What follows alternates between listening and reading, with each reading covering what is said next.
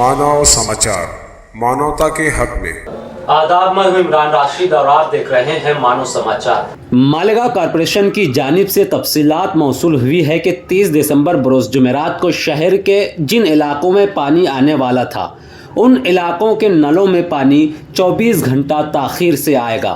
Corporation की जानिब से ताख़ीर की वजह गिरना पंपिंग स्टेशन पाइपलाइन में ख़राबी बताई गई है। याद रहे कि इन दिनों आगरा रोड फ्लाईओवर ब्रिज का काम जारी है और इस दौरान आगरा रोड से गुजरने वाली मेन पाइपलाइन मुतासिर हो गई है।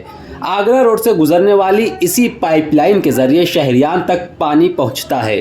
आप देख सकते हैं कि किस तरह पानी ज़ाय हो रहा है और किस कदर ये लाइन मुतासिर हुई है। इस पाइपलाइन को फूटने तकरीबन 36 घंटे गुजर चुके हैं, बावजूद इसके अभी तक काम मुकम्मल नहीं हुआ और पानी मुसलसल बह रहा है।